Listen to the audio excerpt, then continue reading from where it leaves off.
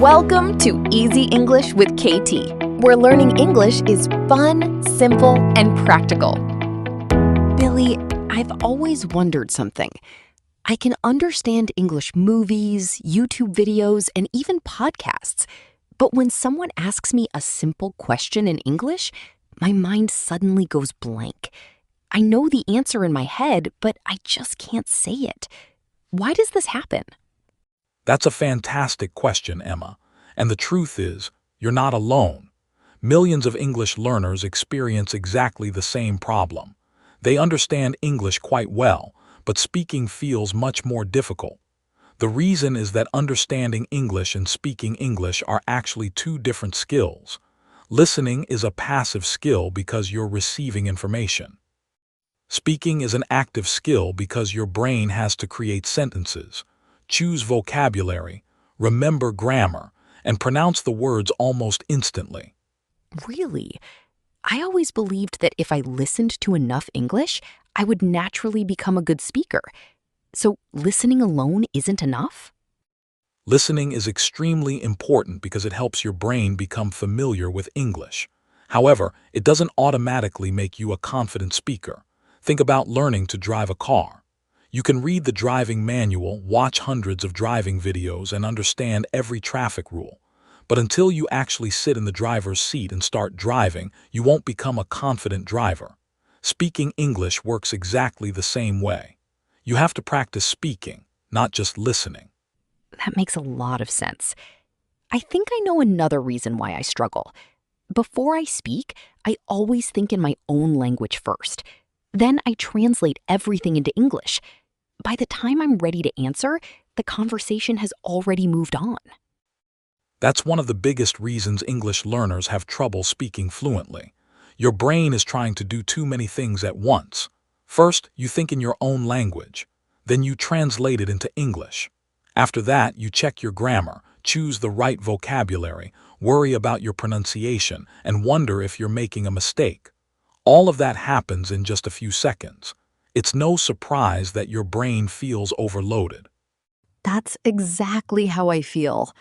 Sometimes I know the answer, but I end up saying nothing at all. And that's why I always tell learners not to aim for perfect English. Aim for clear English. Imagine you're talking to a friend. You don't need difficult vocabulary or long, complicated sentences. If you can express your idea clearly using simple English, you've already communicated successfully. Remember, communication is the goal, not perfection. So, it's okay if my English isn't perfect? Absolutely. In fact, even native English speakers make mistakes. They sometimes forget words, use the wrong grammar, or change their sentences halfway through. The difference is that they keep talking instead of stopping.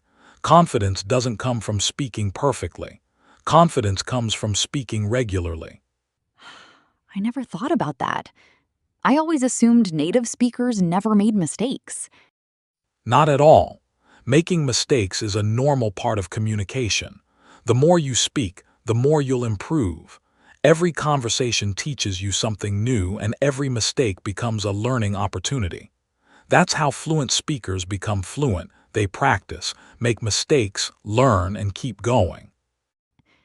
Billy, what if I forget an important word while I'm speaking?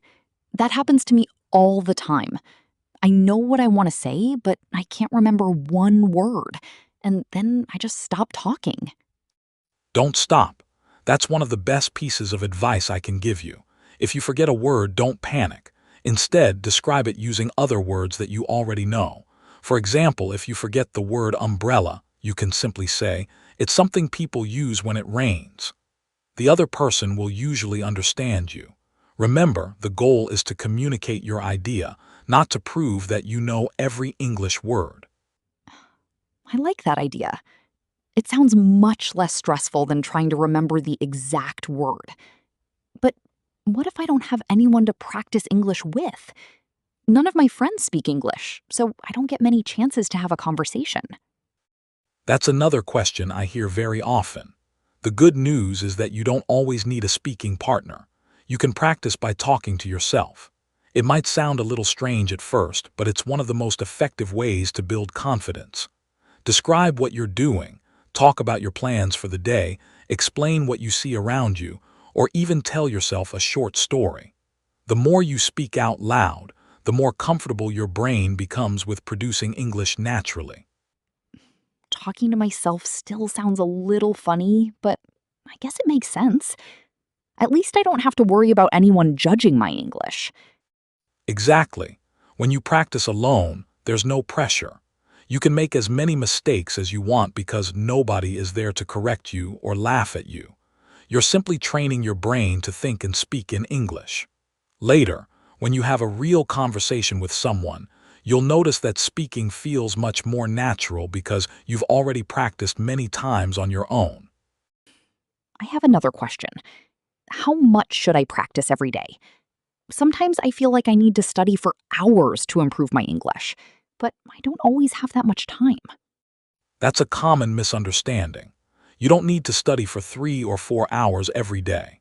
In fact, consistency is much more important than the amount of time you spend. Even 10 or 15 minutes of speaking practice every day can produce better results than studying for 3 hours once a week. Your brain learns languages through regular repetition, not through occasional marathon study sessions. Really? So just 10 minutes a day can make a difference? Absolutely. Think about exercising. Going to the gym once a month for 6 hours won't make you fit, but exercising for 20 or 30 minutes several times a week will. Learning English works the same way. Small daily habits gradually become strong skills. If you practice speaking every day, your confidence will grow without you even noticing it. I think many learners, including me, spend too much time memorizing vocabulary lists. We learn hundreds of words, but when it's time to speak, we still can't use them. That's because knowing a word and using a word are two different things. Instead of memorizing isolated vocabulary, try learning words in sentences and real situations. For example, don't just learn the word hungry. Learn the whole sentence. I'm really hungry. Let's get something to eat. When you learn English in chunks or complete expressions, your brain can recall them much faster during conversations.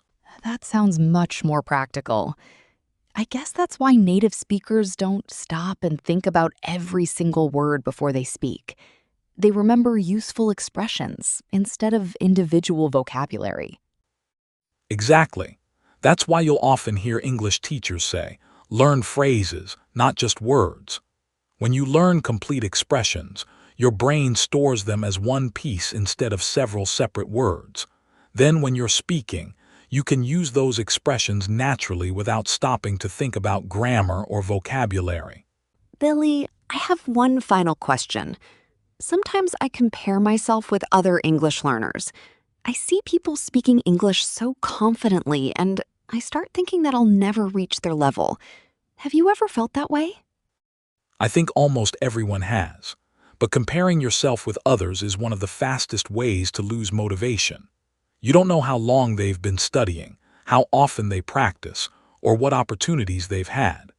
The only person you should compare yourself with is the person you were yesterday.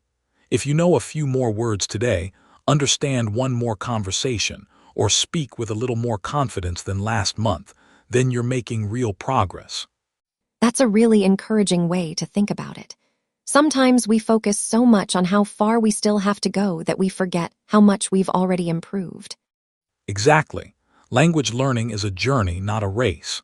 Some people learn faster and some learn more slowly. What really matters is that you keep moving forward. Every book you read, every podcast you listen to, every conversation you have, and every mistake you make is helping you become a better English speaker. Don't give up just because progress feels slow. Small improvements every day eventually become big achievements. I think today's discussion has changed the way I look at learning English. Instead of worrying about speaking perfectly, I'm going to focus on speaking more often, practicing every day, and enjoying the learning process. That's the perfect attitude, Emma. Remember, confidence doesn't come before practice. It comes because of practice. So don't be afraid to make mistakes. Keep using simple English and give yourself permission to learn one step at a time. Every time you speak English, you're becoming a little more confident than you were yesterday. Thank you so much, Billy. I learned a lot today, and I hope our listeners did too. We hope today's conversation has encouraged you to speak English with more confidence.